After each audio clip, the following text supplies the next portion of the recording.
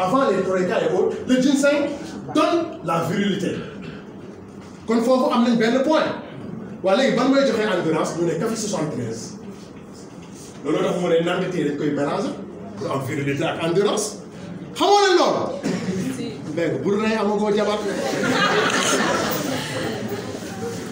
loolu dama leen di expliquer te yegsee gu ma si ñoom troïka loolu avant troïka di yegsi la waaw mais est-ce que li ma wax si ginseng noonu est-ce que wàllu sëy rek moo ko tax a jóg bugguma Ed Markeur yi génn fii di def la promotion des produits ci côté wàllu sëy non parce que café 73 bi dafa baax si diabète day wàcce suukar est-ce que on doit attendre d'être un diabétique pour abaisser le taux de sucre mais non mais café 73 daf lay nelawloo indil leen ma ku bëgg a nelaw ku sonn ku dul nelaw Red Babel tea bi day promouvoir le bon sommeil dama ko fàtte te religion bi du ko def ak lan ak stress day lutter contre le stress am na benn waay bu ko naan ba tardé vol je suis désolé parce que nee na du nelaw nee na 2 jours nelaw man daal dañ ñu woo rek nañu ban café moo baax ci nelaw man xaw ma yoon day voyage ma ne waa ji jox ko Red Babel tea sa waaye daf ko naan ba fàtte vol midi lay yeew te waroon quitté 8 heures donc vous imaginez l'importance de ces produits il faut ñu xam produit bi en tant qu'Ed Markeur pour mun a waxtaan ak ñi nga xam ne ñoom ñoo war a jënd le produit donc troïka wax naa ci café 73 wax naa ci ginseng wax naa leen secret bi ñaar mais nag loolu bii am ak bii am lépp mu ngi ci troïka est-ce que comprendre ngeen ah 3 ñu ne nag yemu fa de non PDG bi mooy ponkal mu ne 3 fois plus fort yemu fa 3 fois plus kon kay li tax waa ji di ko jëlee Sénégal di ko yóbbu troïka fële Italie kon kay war ngeen mun comprendre mais nekkul produit boo xam ne ci wàllu performance sexuelle kese la l'autre jour am na ku ma woo ne ma dafa am benn cliente buy ànd ak jëkkëram du yëg bànneex waaw yéen Ed Markeur yi bu nekkee yéen ban ngeen koy recommandé ah mon frère est-ce que gis nga problème de santé yi ñuy régler en tant qu'Ed Markeur te pourtant nekkuñu ay agent nekkuñu ay médecin c'est extrêmement important yow xamoo ndax da ngay génn sa benn copain am problème performance nooy def doo daw si lijjante troïka dóor ko toog sa kër say tiyaabo di la fa fekk gratuitement ñoom ñuy bëgg fekk est-ce que xam nga ne café 73 bii sauvé na benn couple en 2015 couple bu waaja bu pare woon pour divorcer café 73 bi moo sauvé waaw loolu du jaamu yàlla ba ñu amaat si doom yow déggoo li ma la lépp kay yow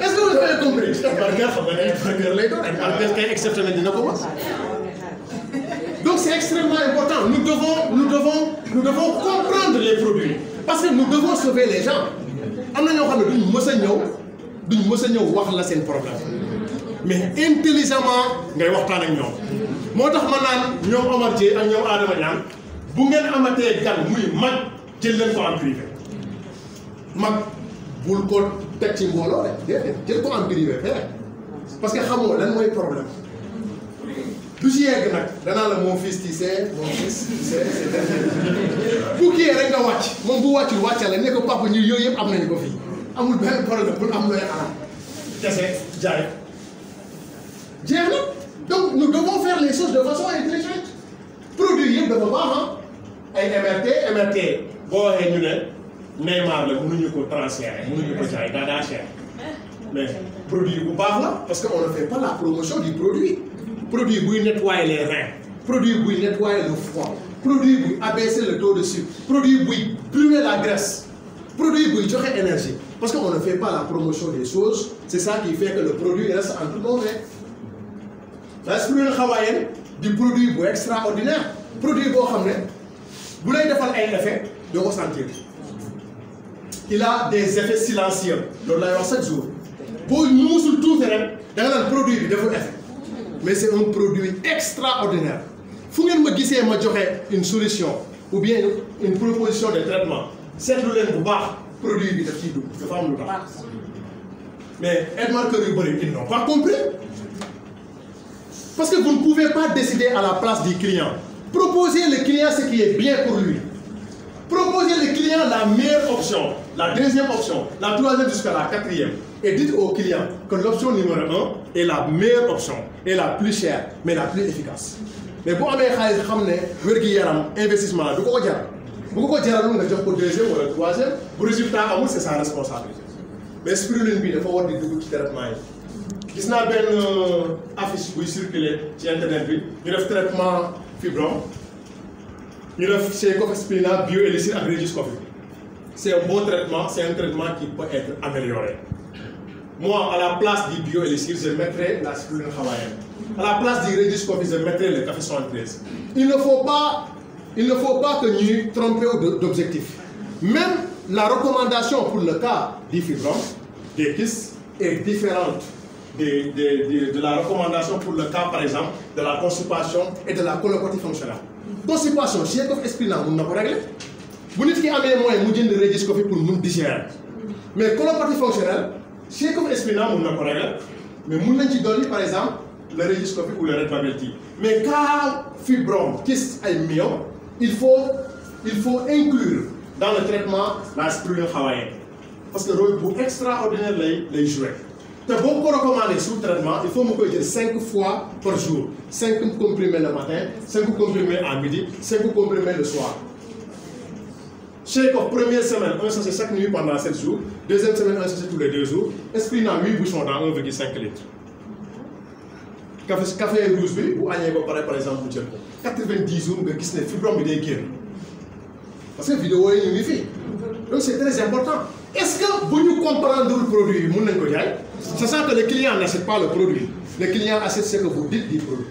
Il y a aussi un produit qui est Moka. Moka aussi, c'est un bon produit. Donc, on a un libido, on a un Troïka. Pour tout un bannière, si négocier, on ne peut pas consommer. Go, on est dit. C'est la même chose. Donc, il y a des produits qui ont été avançons pour voir la différence entre le marketing conventionnel et le marketing relationnel. Quand nous voulons se lancer dans le marketing relationnel ou le marketing conventionnel, nous devons comprendre cette différence. Dans le marketing conventionnel, on se limite à des profits de vente. Dans le marketing relationnel, on a des profits de vente, mais on a des commissions mensuelles. Voilà la différence. Donc à Edmond, nous avons des profits de vente et nous avons des commissions mensuelles. Regardez ce que ce grand monsieur a dit. Si je devais recommencer, je choisirais le marketing de réseau. Il a regretté d'être milliardaire, d'être le numéro 1 et ne jamais être investi dans le marketing relationnel. Monsieur Bill Gates, tout le monde le connaît.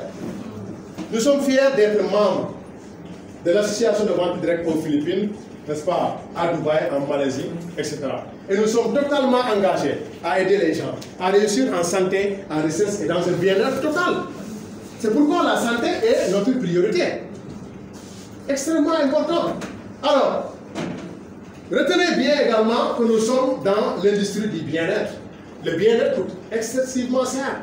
Aujourd'hui, on a parlé de programmes de beauté, on a parlé de programmes de rajeunissement. Donc, si quelqu'un investit dans le business des Edmond, mais il a un grand marché pour écouler ses produits. Les gens, les femmes, certaines femmes, partent aux États-Unis, au Canada, pour s'injecter l'hormone de croissance. Et elles payent énormément d'argent. Pourtant, le bioélixir d'Edmond, beaucoup n'a aidé à booster l'hormone de croissance humaine. Parce que Edmond Kirby, Khamoul, ne explique. Aussi simple, l'unique qui dit aux États-Unis, il faut des millions. Mais beaucoup de gens à moins de 100 000 francs, je ne sais pas. Mais il régler son problème. Les défis du monde moderne, la pollution, la mauvaise alimentation, la mauvaise qualité de l'eau, le mode de vie malsain, l'immoment est déterminé sur l'état de santé. 90% des maladies, 90% de toutes les maladies ont commencé avec des symptômes communs. Ils ont des symptômes communs, 90% des maladies. Et les symptômes sont là, l'indigestion, le manque d'énergie, prise de poids, etc. N'est-ce pas? Alors, que se passe-t-il lorsque la matière fécale n'est pas évacuée? Tout à l'heure, j'ai parlé de constipation. On voit des gens qui peuvent rester pendant des journées sans aller à la salle. Moi, j'ai rencontré, comme j'ai tout le temps l'habitude de le dire, une Gabonaise qui est restée pendant 30 jours sans aller à la salle, à qui j'ai offert un sachet de Chebov, et le lendemain, elle est partie aux toilettes. Pour vous montrer le degré d'importance de ce que nous faisons. Les gens souffrent. La constipation tue les gens. Et la constipation a ses effets. Et certaines personnes ne savent pas que la constipation n'est pas du tout bien. Tant que nous avons un succès. Pour nous, nous avons toilette perte temps là. Pour la date de toilette, nous avons le pour ça, les filles de calculer. Nous avons dit que nous avons toilette, nous avons toilette. Parce que toilette, il faut les jammer.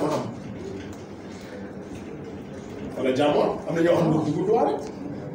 Ba pare nag ñu bëgg ko def succès yow doo dem toilette nga bëgg ko def succès amoo wér donc les effets de la constipation, le ventre gonflé, douleur abdominale, malaise, mal à l'aise, intestin irritable, nausée, etc. N'est-ce pas? Alors continuons. Le cancer du côlon est la maladie mortelle numéro 1 du 21e siècle. Parce que quand vous souffrez d'indigestion, vous avez des problèmes de maux de ventre, par exemple. Vous avez des problèmes de constipation. Ça mène à quoi? Ça mène au ballonnement, aux hémorroïdes, à la colopathie fonctionnelle et plus tard au cancer du côlon. Parce que le cancer, c'est une sorte de plaie à l'intérieur des intestins, graine ou bien de l'intestin, du gros intestin, que nous appelons le côlon. Et le cancer du côlon a tué, n'est-ce pas, cette forte personnalité que nous connaissons.